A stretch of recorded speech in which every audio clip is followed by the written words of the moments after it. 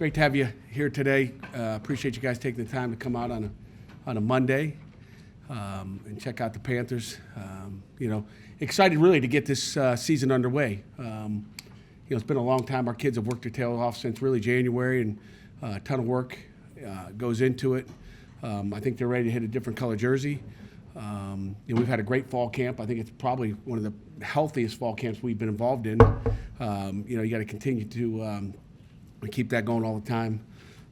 We've tried to be smarter as coaches and just try to get them to the game. I think that happens when you got a little bit older football team, which I think we do with the 19 seniors.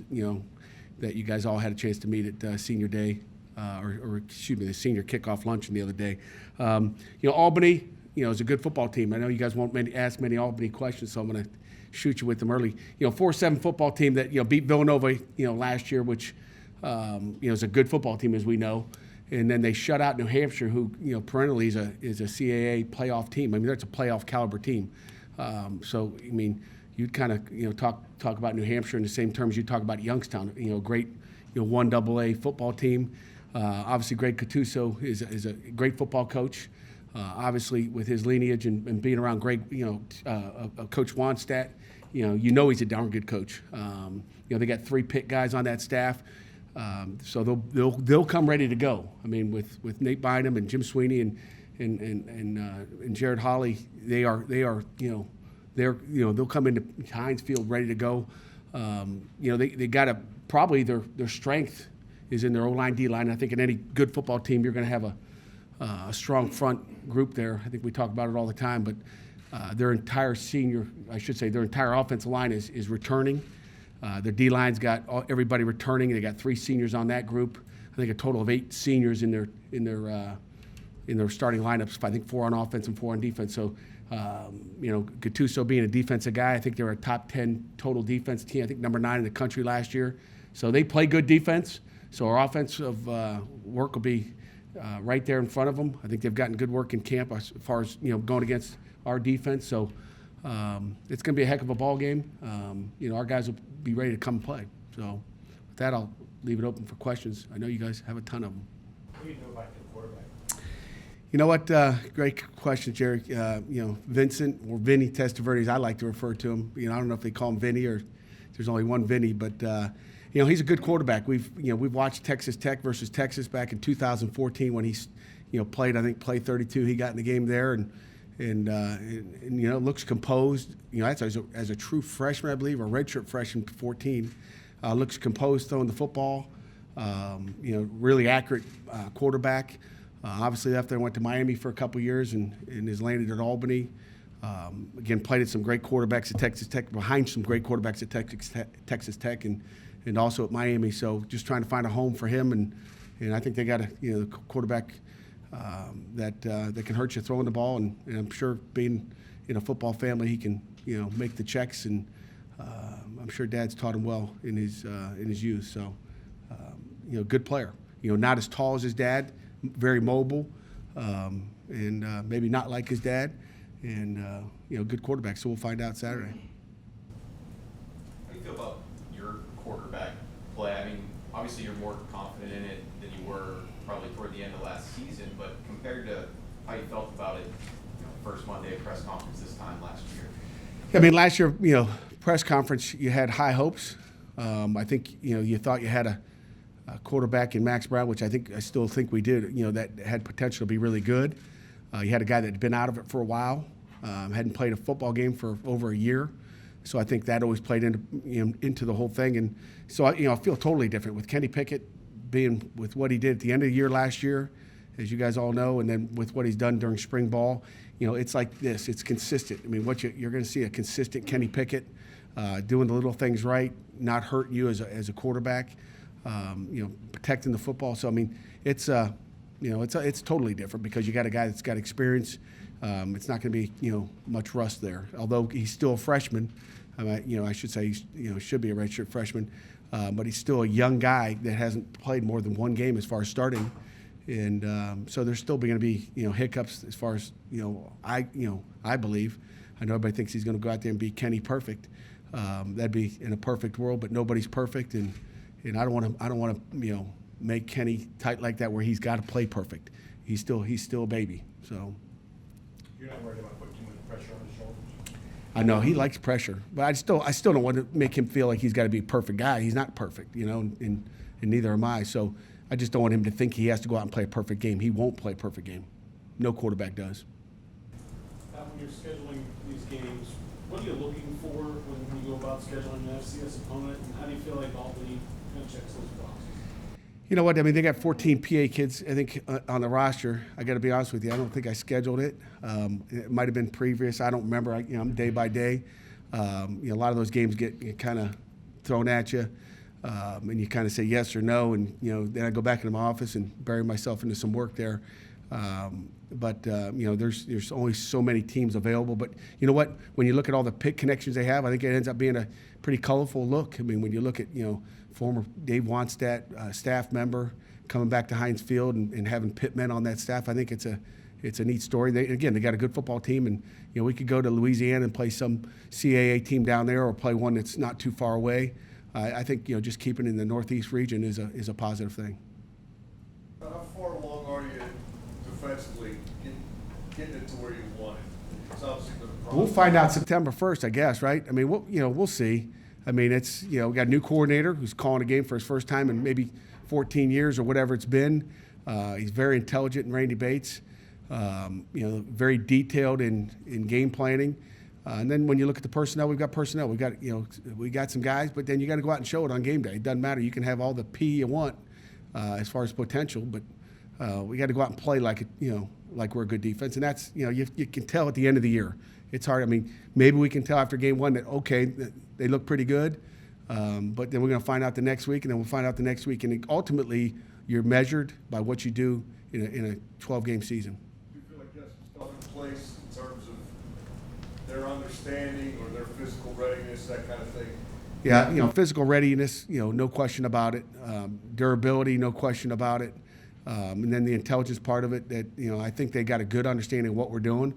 But like anything, you walk out there and an offense gives you a scheme, offense gives you a formation or backfield set or something you haven't seen.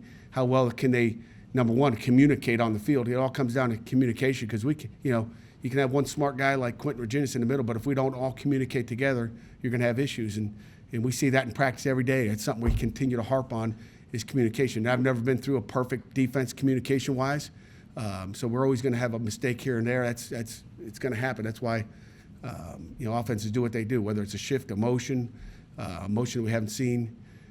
But defensively, they're as prepared as they're going to be, going into this opener. I feel good with, what we do offensively, preparing. It's not like, we're running a wing T offense. I mean, we run a lot of multiple sets as far as personnel goes. We run a ton of formations. I think we ran 38 formations in our last scrimmage, not this past one, but 38 different formations. That's not including a backfield sets or shifts or motions. So we're very multiple what we do, which, again, if I'm a defense coordinator, that's what I want. I want someone to give me something different every day, not line up in one formation. So I think, formationally, we'll be prepared for anything they give us. I noticed on awards when we get to chart, I also noticed on a cornerback, they started 12 games last year. Mm-hmm. Talk a little bit about Motley. Well, I think I've told you since the beginning. Motley's had he's had a great camp. He really has, and there's competition out there, and there's some more guys. I mean, that could have gone oars really maybe down the line there. So, we'll see what it looks like. It comes down to who's playing well. If Felipe's playing well, we're gonna roll with him. It's who's really healthy and who's feeling good, who doesn't have a tight this or tight that, whatever it may be. So we're happy with Felipe is, and like I told you, coming out of camp, and we need gamers. We don't need just practice players. But I do say this: you play like you practice, and you practice like you play. So if Felipe does what he did in practice for the last 20 practices, we expect a great year. And we talk about our seniors all the time. They got to have the best year they ever had. If you want to win a championship, those guys that sit in those front rows in our team meeting have got to play well. Do you have any idea when Tayseer Mack might get his name on that sheet? Is he missing from that sheet? Yeah. Okay, here. Put his name on that sheet. All right, thanks, Patrick. That's probably just a typo. Which That's a problem you have when you got your when your depth is good. You can put him at the X. I don't actually. You don't even know. It says receiver, so you don't even know. But he'll be at the X. He's got the ability to play in the slot. You got to build. I mean, here's the thing about Tayseer. He can play in the slot. He can play the boundary guy, which is where Kenny likes him, and he can play to the field. He can move all over the place, intelligent-wise. So, put Mac on the depth chart. Is it starter? I just said put him on there. We'll see. I mean, come on, Jerry. Some guys are bold here, that's why. Some guys are in bold. Sure.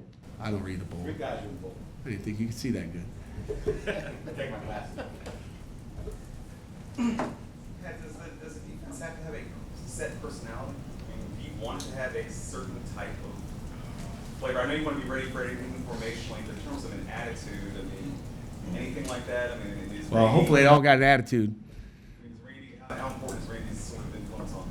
I think it's huge. I think anytime you have your coordinator is passionate and has energy, that it's going to play a part. Your kids are going to play like your coordinator, I think. So I think that'll be something you'll see Saturday, whether they play with a little different swag and energy. You hope when the lights turn on and at 3:30, that's what you see. They got to be ready to go. What was it about this season, as opposed to your previous seasons here, that let you feel comfortable talking about the championship game? We've talked about it every time in here,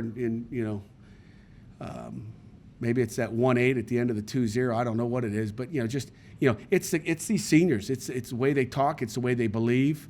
If they're talking it, freely, and if they've said it, put it this way: when I first got here, these guys just wanted to win 6 or more games. Okay, that was the goal, and we had to change, kind of how we thought. We talked about goal setting, doing big things, dreaming big. And when I first got here, I was just trying to get them to say ACC, forget the championship part at the end. But our kids talk in those terms now, which is, I think for every football team, you should have that goal. But we had to change a lot of mindsets when I first got here. People just kind of thought like 6 or more games, that's a great season. And, we try to, ingrain that into our kids' heads that that's just average or below average. So you feel good because they believe. I'm not going to go out and take a snap. I'm not going to make a tackle. Not going to make a catch. But these guys here, if they believe it, and I think we have the talent, I think we got the mindset, I think we got the chemistry to win a championship. Again, is that going to happen? We'll find out. In your all's past couple of season openers, Pat, the offense, I guess, has been fairly, they call it vanilla or generic. Try not to get too much play, for the Penn State game. Are you thinking points similar this year, or how similar do you think it'll be to what we've seen the past couple of years? I don't know. We'll find out. I mean, we're in the process of game planning right now, but this is a good football team. We're not holding anything back. So if you're asking that, at times we hold stuff back. I think most people know what we do, so we're going to go out and do it and find out how well we execute the offense. I mean, again, we've got some new wrinkles that you may not have seen before last year. You may not see those this year, but you'll certainly see them as we move on. Now, when you talk about changing that mindset, how much does wins against Clemson and Miami do that for the kids, and how much when you see a schedule that people call one of the toughest in the country, maybe not factor in when you've had those victories? Well, I mean, our kids have played big and played good in big games, so I think, obviously those wins help you. When you end with a win, it made the offseason a little bit more, approachable for our kids, approachable for our coaches. I think it helps you. I think when you got the ability to win a big game, and you got the ability to win every game, period. I mean, if you can beat a Miami and you can beat a Clemson, why shouldn't you win an ACC championship? It's pretty simple. I think our kids understand that, and that probably plays in a part why, they talk like they do. You need to be, you're talking about Kenny not need to be perfect. You're not perfect. Does this team need to be perfect to get to where you want to get in terms of records? Only if the other guys play perfect, okay, which probably won't happen. So if the other guys play perfect, then, it's not going to be easy. But, that's our job to make sure they don't, and it's our job as coaches to make sure we don't mess it up either. Pat, you guys are replacing a pretty accomplished return man. I mean, you've got guys listed here, but are we going to see sort of a rotation through? A lot of guys get chances in the return game? You know what, Raphael Lopes has been really, Rojo has really been, fantastic as far as a reliable punt returner. Let's start there. With reliability goes, we have possession of the ball. I think when you think about punt return in returning punts. The number one thing is that we have possession of the football after the end of that play, and it starts with that. And we can have more, maybe an electric guy back there, but Shockey's been back there, Paris Ford's been back there. We may get some different looks. Depends, but I just know right now. I think I don't know if there's any oars on there or not, Jerry. If you're quick to answer that one, the guy's got every oar examined, but. We know we got faith and trust in what that guy's going to do in game time. So we'll see what the other guys do when they get up there. But the return game is important. But I also would say this: maturity, having a lot of guys that can play special teams, because everybody thinks it's a one-man show back there at the return game, and we can go over tape of kick returns for touchdowns and punt returns for touchdown. It's hard to do it all by yourself. And if anybody thinks that Quadri did it all by himself, is crazy. He's a great returner, but he's got help out of 10 other guys that are doing their job, and Coach Powell does a great job designing and organizing those return games, and we'll continue to do a good job. And I think we're going to forget the return guy. Let's talk about those other critical 10 guys on the field, and what are those guys doing? I think those guys are better right now, and that's so much more important than the return guy, to be honest with you. How's Paris Ford progressing on defense? Paris was going like this. He really was, and is, I should say. Paris is doing a nice job. He's an energetic guy. I can't wait to watch him on the field, and he's energetic. He plays with emotion, and I think the game is a game of emotion. I just got to make sure we keep him under control. He's wild. I love that part of him. I know you're as curious as we are, probably more to see what this team does, like you said, when the lights come on. But is there one guy or a group of guys, position of guys, that you're sort of most curious to see how are they going to fare now in week 1 against another team? Not really. I mean, I can't say there's one. I mean, you're looking forward to seeing the 22 guys out there and the 10 positional groups play. Geez, if I'm just, fired up to see one group, then we probably got problems at the other groups. I mean, they're so similar. I think, I think I'm excited to see everybody go out there and play, and, I think that's where it starts. Kenny Pickett embracing the pressure. When you make a statement like wanting to win an ACC championship and embracing the mentality, being bold about that, does it put pressure on you as well? I mean, do you embrace that pressure? Yeah, I don't know if it puts any more pressure. I mean, we're going to take it week by week by week, and it's a one-game season. There's pressure whether you want to be an ACC champion or you want to win 6 games. Whatever your goals are, there's pressure to do that. I think when you got one of the toughest schedules in the country and you got a football team that wants to and has a desire to win a championship, there is no pressure because they believe they're there and they have the ability to do that. So, is it stress? Is it pressure? Our guys are ready to play ball. Any other questions? Alan? Put Kellen McElroy on scholarship over the weekend. Tell us about what that was like and why you picked him. Yeah. I'm assuming you saw some of the stuff on Twitter, and Kellen is an unbelievable kid, and really kind of the setup was it, the setup for that whole thing, which I don't know if it showed, on that video, was he does so much in the community service. Forget what kind of football player he is. He's such a volunteer in this community. We talk about making an impact in the city of Pittsburgh, making an impact on campus, putting a smile on people's faces. That's something he does. And every day when we finish practice, that guy's kneeling right there. I can put an X and save a spot for Kellen because I know he's going to be. When I blow that last horn, man, he's coming up. He's right there. So he's done so much community service wise. The guy works his tail off in anything he does on the football field. So he deserved that scholarship. It started with what he did on the field. We're not going to give it because he does a great job in community service. But we just kind of set up giving it to him that way. Like I just said, hey, someone wants to volunteer, I need one guy. You can only have one. And he's sitting right there like he always is. And he said, Coach, I'll do it. And, it's kind of how we set up because I knew he volunteered like he always does. The guy will do anything. He'll come in here and mop these floors if we wanted to. That's the most impressive thing. And I thought maybe there'd be a little dip in maybe his swagger after Jimmy Madura got one. And, but you guys kind of, blow it because you guys sit there and count scholarships. I don't know if it was Jerry counting scholarships. Maybe he's thinking, maybe there's one more left. Maybe there's one more left. You kind of like him to not to know, if there's any left. But you thought maybe you'd see a dip in his performance in practice, but all you saw is a rise. I mean, that guy's, I watched him especially to see how he's going to react to that, and he turned it up even higher, which is Kellen McElroy. Matt, is Jeff George Jr. joining your team? He is. We introduced him last night. He's on this football team.